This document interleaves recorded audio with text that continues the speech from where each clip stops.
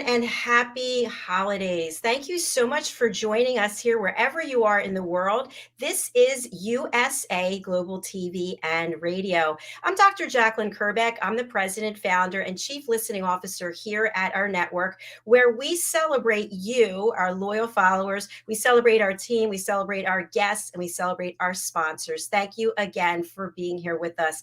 Our show today is Hot Topic. Yes, I love this because we have guests who are coming from around the world and discussing things that people are thinking about, maybe people are afraid to talk about, maybe people are spreading the word to bring focus. So today's guest is Michael Green, and he is the head of marketing at the Kaleidoscope Group of Companies. Let's welcome him and find out what his hot topic is for today. Hi, Michael. Welcome. Hi, Dr. Jacalyn. What a privilege to be here, and thank you. Happy Christmas, everyone. So nice to have you with us. Where are you joining us from today? I'm joining you from Chester in England. Fantastic. We love our friends from the UK. Fantastic. So, Michael, first of all, let's just talk a little bit about the Kaleidoscope Group of Companies and your role there in marketing. Tell us more about what you do. Okay, well, Kaleidoscope Group has got 5 different divisions, but at heart, we embrace people of talent with disability, both from positioning them in terms of great opportunities with corporations, and also in terms of investing in their great business ideas. And we're also a charity as well. So my job is to ensure that we're embracing our talented disabled community, whilst also working with corporations to ensure that people with abilities get the opportunity to add those abilities and talents to corporations around the world. And these are big numbers we're talking about. In the UK, we have over 14.6 million disabled people who spend £274 billion a year. And globally, it's even bigger in terms of impact. 1.85 billion people who spend over $8 trillion a year for themselves and their families. So these are important considerations. And it's also at the heart of environment, social governance, which is driving our world today. And I'm deeply thinking about all of America with the challenges which have been impacting you with the iciest time in how many years? -40, -45. I can't even imagine what you're all going through. But what you're experiencing now is driven by our impact, each and every one of us, and each and every one of the corporations around the world, and it's making a difference. And you're feeling it today, but if we don't embrace environment, social governance today, we will have no tomorrows. And we've got to be careful. We're not the dinosaurs of tomorrow, because we've got to embrace it today, because it's hitting you and it's hitting all of the world all day, every year, for the rest of us all the time. So that's why I'm here, to promote the values of environment, social governance. Thank you so much for the work that you're doing and for bringing this to light, especially on our platform. This is the first time we're actually talking about this. So what would you say to people who don't believe that we as humanity have any role in what's going on with the climate? Well, I think the facts are very clear. At the heart of every business in the world, you've got environment, social governance. And that is very clear, because without embracing environment, social governance, there won't be any tomorrow. So let's just hear from a few people who are talking about ESG. So Goldman Sachs, in 2019, they had a 10-year commitment plan for $750 billion in financing, investing, and advising activities to address climate change and achieve sustainable and inclusive growth. So Goldman Sachs, one of the greatest investment groups in the world, is focusing on environment, social governance. St. James's Place, in the last few weeks, Kaleidoscope Group have worked with St. James's Place, and they are the largest investment group in the UK, and they are embracing the diversification of the advice, not only that widens opportunities for advisors, but it also broadens representation for communities they secure and live in, and more accurate reflection of the 21st century society at a time when providing high quality advice is more important than ever before. So all of their investment is driven around ESG. Nestle, the largest food and drinks company in the world, who are now focusing on commitment to ESG at the heart of everything they're doing. So they have 124.6 billion of servings of affordable nutrition with micro recruitment and fortification. So that is significant. Forbes, ESG is at the heart of all of their promotion. Amazon takes a broad science-based approach to addressing the climate crisis. They focus on a climate pledge. They focus on sustainable operations. They focus on their supply chain, and they focus on improving packaging. And they're one of the largest, if not the largest, retailers in the world. Microsoft, allowing people and their partners to empower financial institutions to meet their environmental, social, and corporate governance priorities that provide a modern, scalable, and trusted cloud platform. We're talking about some of the biggest operations in the world. Everyone has to embrace environment, social governance, because it's at the heart of change, it's at the heart of our lives, and if we don't protect it, we will have no tomorrows.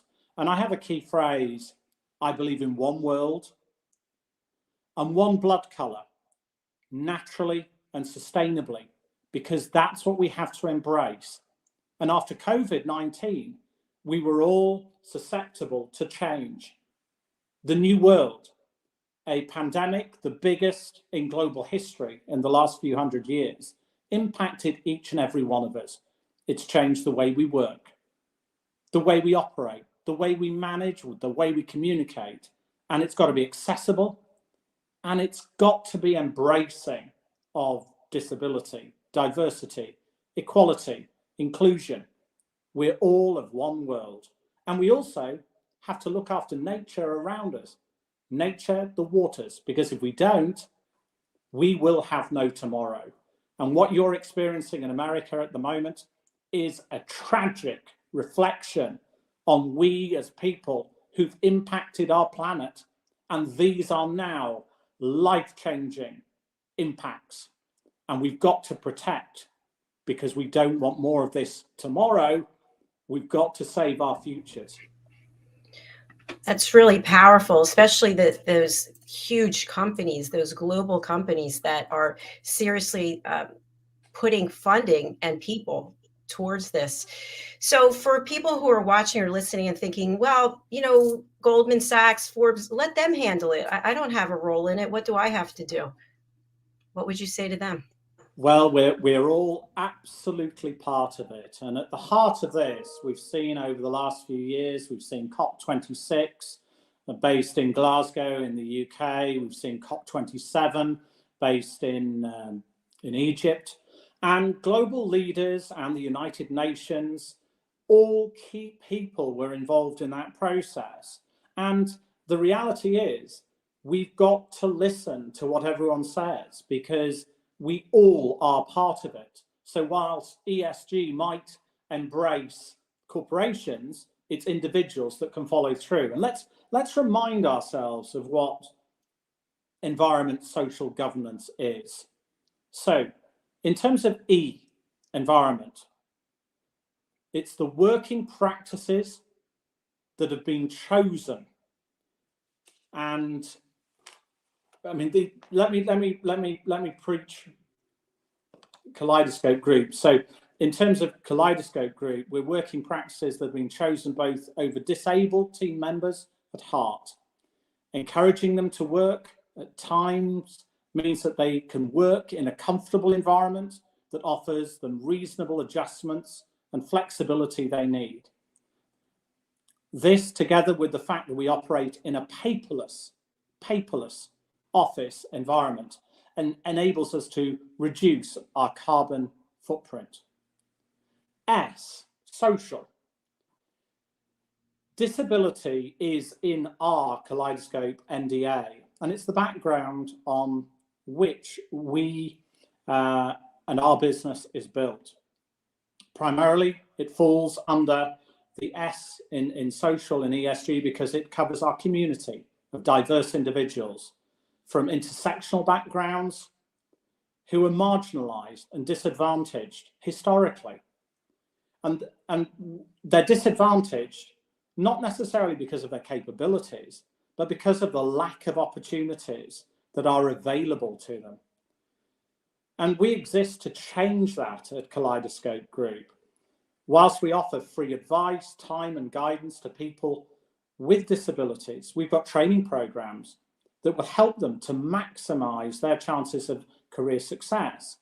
Simultaneously, we act as a catalyst to encourage organizations to work more closely with them by encouraging them to hire disabled people into their workforce. And both of these outcomings add economic value to society by helping prepare people with disabilities to become more self-sufficient and thereby reducing reliance on the state benefit system. And in terms of governance, it's about strong governance and high levels of personal and professional integrity integral to our business and every business. And the Kaleidoscope Group and the Kaleidoscope Foundation complies with all necessary legal regulations and ethical considerations over our thinking and business decisions. These are fundamental in going forward to everything that we're doing. And it's the numbers that we impact that's so significant. But the impacts you're feeling today in America, those are significant differences, because what you take in corporations, you can also look at and reflect on in the home. From every touch point that you have around the home, from the food that you buy, from the suppliers you trust, from the relationships you have, from the power that you're using, how it's provided. Every impact is both individual and corporate, and we've all got to wake up. And I'm sure we are all waking up to the impact and importance of ESG. So well said. And I want to thank you for the work that you're doing and Kaleidoscope Group is doing. We actually have interviewed a number of people who were referred by your organization here, extremely talented and giving people.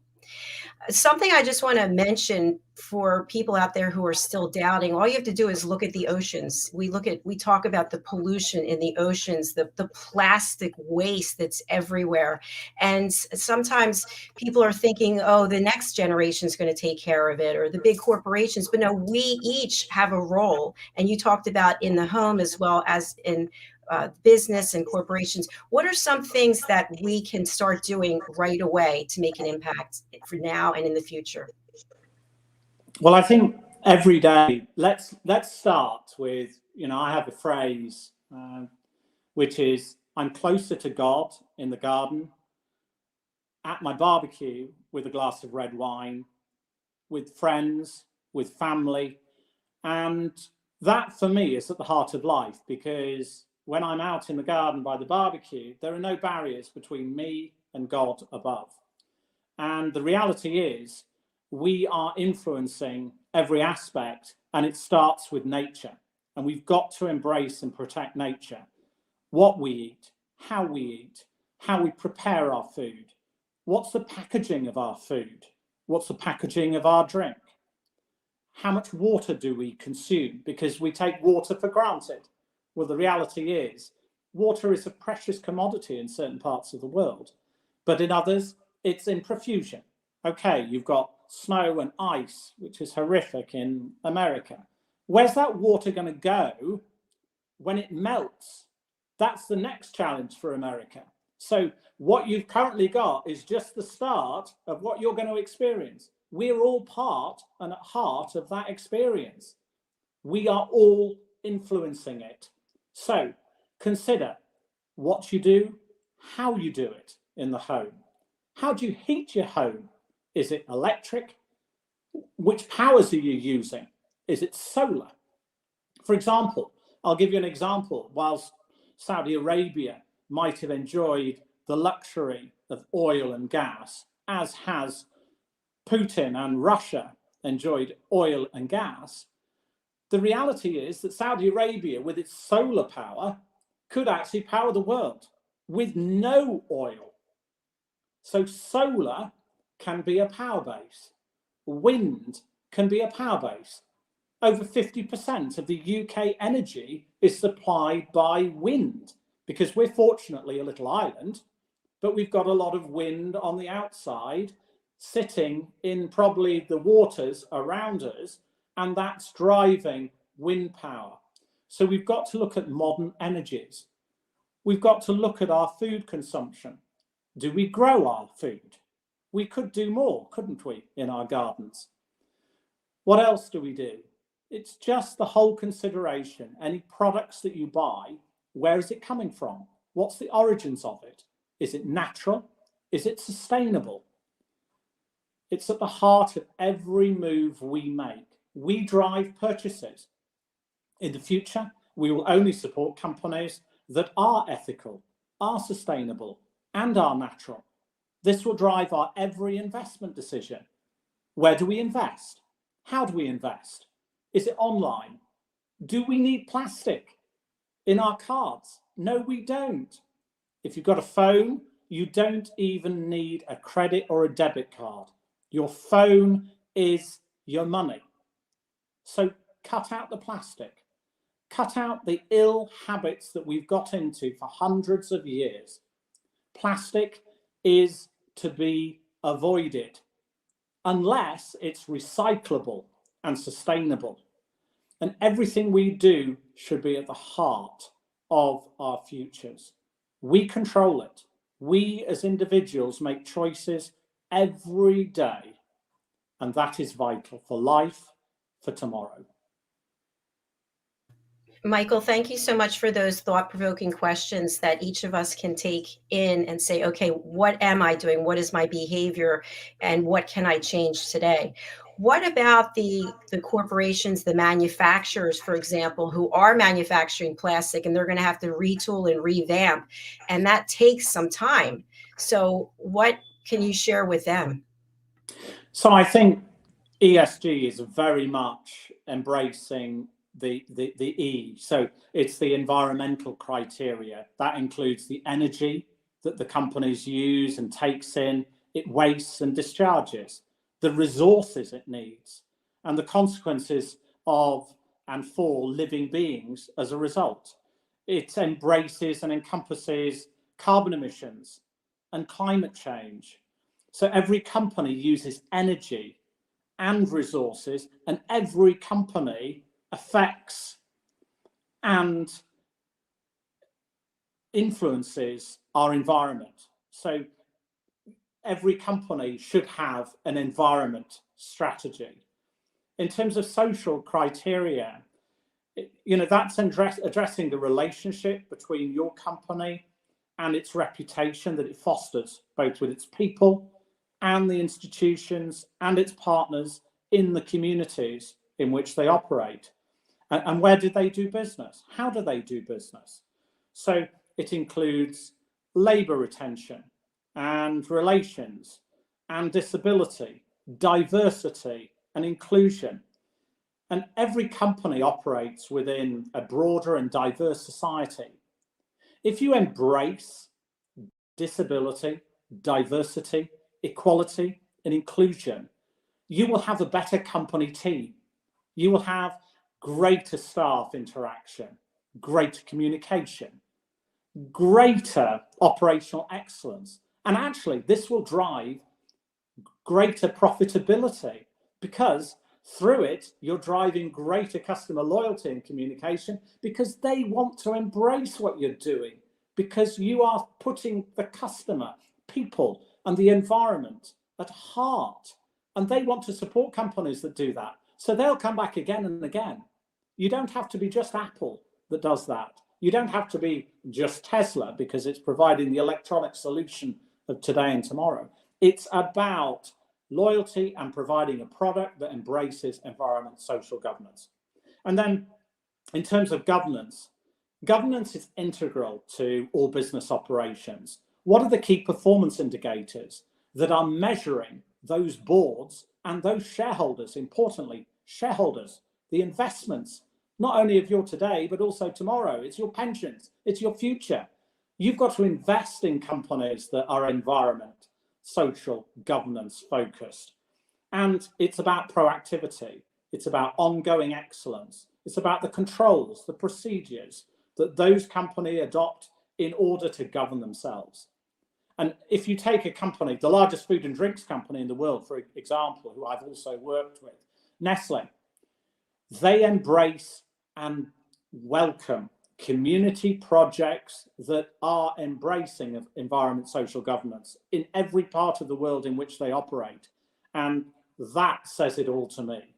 If that's at the heart of their corporate strategy, then it should be at the heart of every corporate strategy in the world.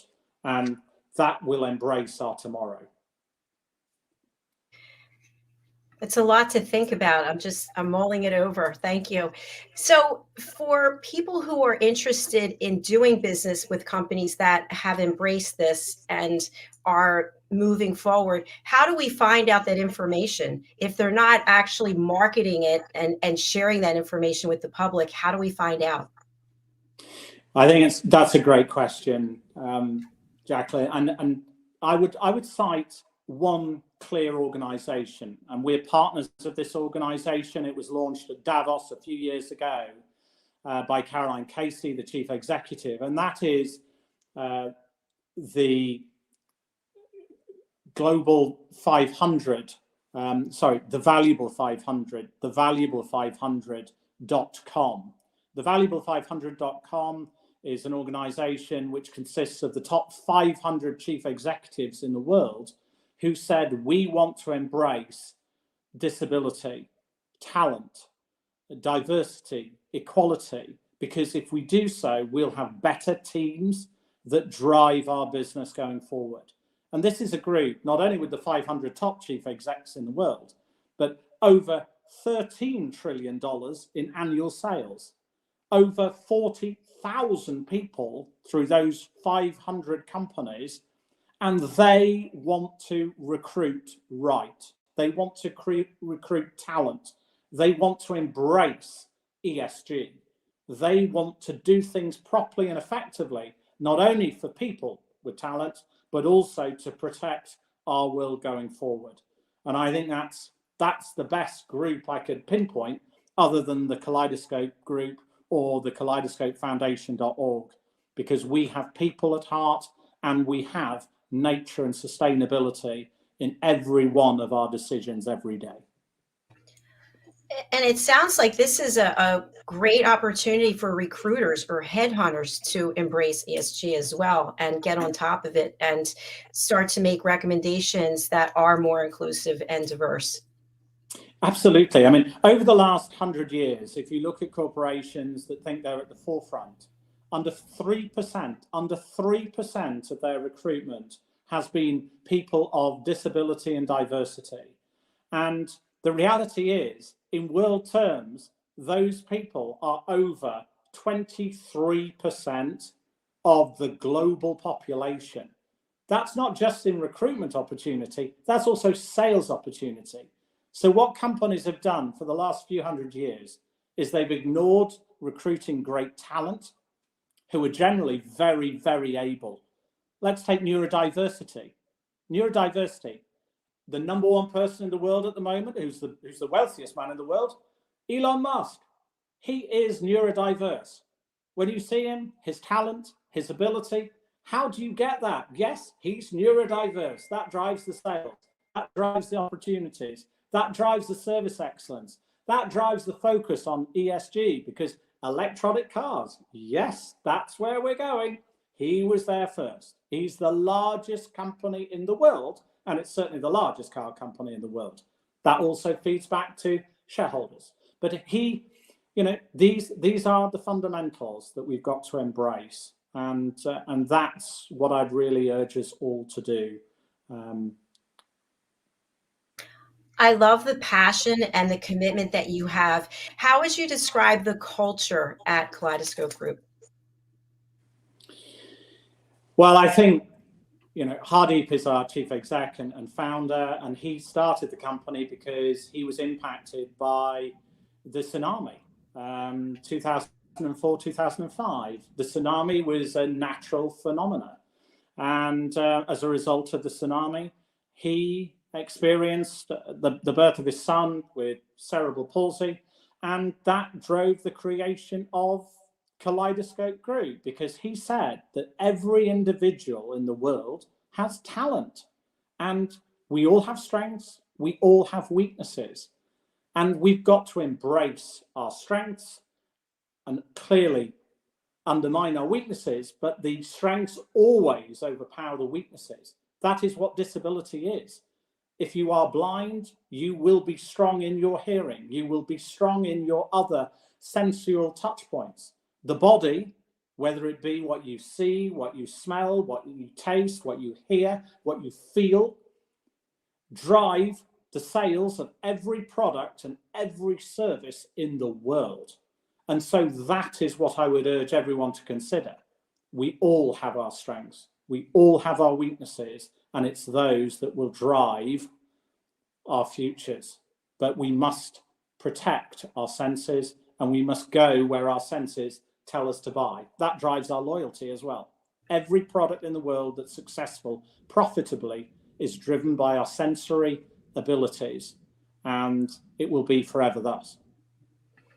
Absolutely. And I really admire and respect Hardeep. He and I had a show together for a while, and we used to talk about the fact that disability can look different, and it might even be invisible to the outside world. And I know for me, I have 3 autoimmune diseases, and they've really had an impact on my life. And I remember I was in corporate, and one of the executives said to me, "Do you think you have enough energy to keep doing this job?" And in front of an entire group of people. And I thought, wow, that's really inappropriate. And the reason I bring it up is because if someone has a disability, they don't necessarily want to be labeled as disabled. They are able-bodied and able to do things that people could never consider that they could do. Like, I'm doing this television network, and who would have thought that? So what would you say to people who are out there and have some type of disability, but are completely able, but they don't want to let people know about the disability? We're all unique and individual, and what I would reflect on is some experiences that I've had in my life that shape my life going forward. The first, I was 20, I lost my father at 44 from diabetes, late diagnosis. I've lost close friends from a young age with multiple sclerosis, but they made a significant difference during that time. We're all impacted by people like Steve Jobs. Steve Jobs had disability as well and was neurodiverse. He created the #1 communication platform in the world ever. Bill Gates, Mark Zuckerberg, Elon Musk have all ability and disability, but we know them for what they've created. And everyone has that ability to make a difference. And we all have these abilities and disabilities, but if we go with our strengths, we can make a difference that is life-changing to everyone tomorrow. And the key is we are not alone.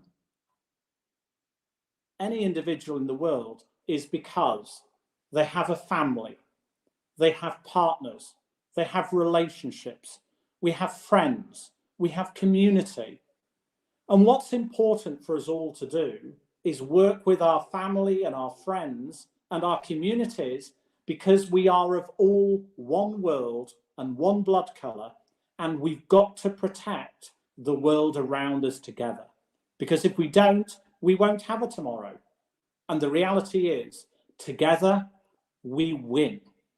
Together we create. Together we innovate. Together we drive change that protects our tomorrows. And it's together that we bring our world of life enhancing moments.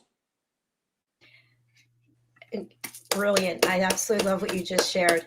And I love your take on this. I feel like as a result of the pandemic and the fact that we are more able to reach out to people across the world, more people are looking at sustainability. They are looking at these topics that are very hot and they're saying, hey, let me get involved. What can I do? It used to be, I know when I was in corporate, if you wanted to contact the CEO of a company, you had to go through all these different layers. And as a result of the pandemic, you could go over to Clubhouse and the online app and you could reach out to someone. So we have the ability to connect and to come together. It's just about leadership, I feel, and each one of us is a leader. We just need to put ourselves into motion. Absolutely. The last year, 2 years with COVID-19, number one, which impacted the whole world, we've then got on top of that, we've got the issues in Ukraine, which has driven the oil prices and the susceptibility we all have to the oil and what that's doing to drive inflation. We've got the Chinese situations, which are unprecedented as well, with Taiwan to the threats there. There are many different impacts at the moment in world terms, but what we've got to do is work together, and it is communicating together. We can't blame governments. We vote in governments. All of us are responsible for who we voted for. All of us are responsible. I mean, in European terms, I look at Brexit. That was a majority, but the government at the time assumed it was a no-brainer. No, it wasn't a no-brainer. People said we'd say remain. No, we did not, because the students were all doing their exams. They didn't vote because they thought it was a no-brainer. It's never done till it's done. And the reality is we are driven by data, horticulture, nurture and harvesting, because what goes around comes around. And we as individuals all have a vote, all have a right, and we can make a difference. And we've got to care, and we've got to work together to make the right decisions at the right time to save our world for tomorrow, naturally, sustainably, and together we win. Such a powerful message that you're delivering today. And I really do appreciate and respect it. We've had people here on this platform who are doing sustainable fashion, which is so amazing. And I think if in our own homes, if we think about how much waste there is, or the clothing, or the plastic, it's overwhelming. I know myself, just taking out the garbage for recycling, I think to myself, isn't there some other packaging they could come up with? So I personally am going to look at what I'm buying and what the packaging is. And if it's in plastic, it's got to be a no. And if everybody did that, the message would come through and the manufacturers would have to change what they're doing because their sales would go way down. They'd have to find a way to adapt. It's all about the circle of opportunity, Jacalyn, because what we have used in our packaging is either paper, card, or plastic. But the reality is, where does paper come from? Where does card come from? It comes from trees. Where does money come from? It comes from trees. And we've got to ensure that whatever we do, we are planting more trees. So, for example, if you're going on a holiday, what are your carbon emissions from taking a plane? What are your carbon emissions if you're getting in a car going anywhere? How are you offsetting that? In what we do every day, do we offset it? Click a tree, plant a tree. We should all be planting a few trees every day, because if we don't protect the Amazon and the trees, once again, we won't have the nature that we are all enjoying around us today. We've got to plant more trees. We've got to be more sustainable. We've got to think, for everything we take, what are we putting back? In our gardens, what are we doing in our gardens? Is it recyclable? Are you recycling your your waste. You know, if you're having a Nespresso capsule, you know, they can be recycled now. Are you recycling them? Every purchase we make, we have a choice. Are we making the right choices for tomorrow to exist? That's what we should be focusing on. And as a community, we should be working together. These are important discussion points that should also be at the heart of every government decision every day. Every government and also every home, every kitchen table. Absolutely correct. Absolutely correct. We all have choice. Let's make the right ones. And of course, as we come to the end of this year, what a great time for us to change our own behavior and be part of the solution, as opposed to pointing fingers and saying, let somebody else do it. Let us each do our part. I agree, Jacalyn. You know, I'm excited about this year. You know, I'm going to be 58 on the 23rd of January, 2023. So this is a big year for me. That's the 23rd, the 1st, 2023. A little bit spooky. But, you know, I always reflect the last time when I was 23, my grandfather and I, we took a trip to the Caribbean, and we had life-changing experiences with amazing people. And I always reflect on the Caribbean.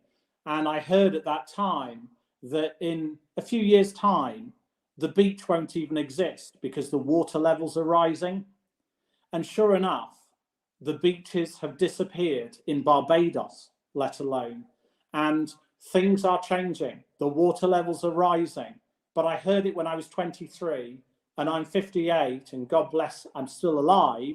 So I'm seeing all of this change. But now it's fundamental for all of us to make change to our lifestyles, to our purchases, so we can protect our world tomorrow. Because if the water levels rise, we might be like the dinosaurs of the past. And I don't want to be a dinosaur. I want to live to 120. I want to enjoy my life and my family and the community. And let's all have a focus that if we don't change what we're doing, we might not see tomorrow. Absolutely. Just a quick story I want to share. We have a family home for 40 years and it's on the bay. And, you know, you look outside, you see how beautiful it is. And over the last few years, the wetlands have literally disappeared. And the birds, there were so many different types of species and animals, and they're gone. And it's actually terrifying. And there was a very bad storm, hurricane this year. And the water literally came out of the bay and it was coming across into the street at a level I had never seen before. And I thought, this is it. It's happening. It's happening right here at our home. So you don't have to look far to see what changes have taken place, and we have to step up and take care of Mother Earth and each other. Absolutely. Well, let's look in America at the moment. I mean, I'm seeing houses that have got ice around them. It's unbelievable, the visions that we're seeing here in the UK. And I'm feeling for each and every one of the Americans for experiencing this, and heaven help us all. This could come to us all in our own unique environments. So we have to be very careful, and we've got to God bless every day we're alive, because there is no guarantee for tomorrow. Amen to that. I totally agree. Michael, I'm going to spotlight you again. Please let our audience know how people can reach out and who you would like to contact you. So I'm here as head of marketing at Kaleidoscope Group. Our email, it's michael.green@kaleidoscope.group, or our website is kaleidoscope.group, or indeed our charity, which is the Kaleidoscope Foundation.org. And we are here. You'll be able to contact us through that. But we want to help people with a passion for life tomorrow. We work with people with disabilities. We work with companies and wanting to embrace disability and talent. But at the end of the day, we are here as a platform to help people, to help communities, to be accessible, to be innovative, to be life-changing, because we've got to embrace all of these opportunities for tomorrow. And we are a social hub. We're a network. We're interested in making life enhancing moments. That's what we work with. So if you need help, if you need support, Kaleidoscope Group are here for you. We will also then work with the valuable500.com, and they are also a very valuable resource of opportunity. And interestingly as well, I mean, we work with Department of Work and Pensions here in the UK, but we also communicate across Bloomberg and also Forbes in the United States and globally. So we are here to help people. So it'd be a pleasure to assist in any way that I can.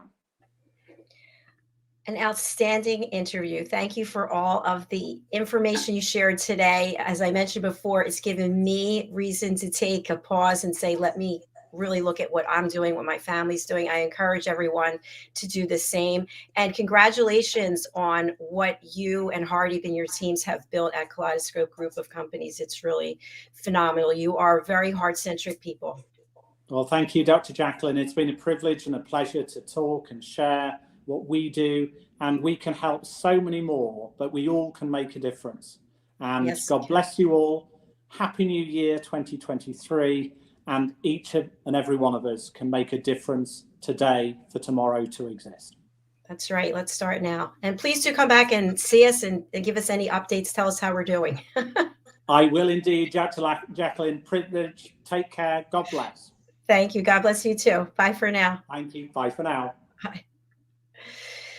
Do you see why I love what I do? It's amazing that we're enlightened in so many ways. So I hope that you out there, whether you're watching or listening on the live or the replay, that you start to look around at what you're doing and how you can make a difference. It's really important. I remember 10 plus years ago going on a cruise that I earned for some company trip, and just it was Alaskan cruise, and looking out at the iceberg, and it was just melting. I mean, it was at such a rate, and I thought to myself, wow, this is an eye-opening experience. And all these years later, we look at all of these weather-related things that have happened. We look at species that are no longer here. We look at the oceans filled with pollution and plastic and waste, and we have to do something about it. Nobody's coming to save us. We have to save our planet and save ourselves so that we're not extinct like the dinosaurs. So thank you for listening. Thank you for being here. I wish you a very blessed holiday. And we're coming back with the Corner Bookstore. So please do join us for that. Thank you again, Michael. Thank you to each and every one of you. And we'll look forward to coming back shortly. Bye.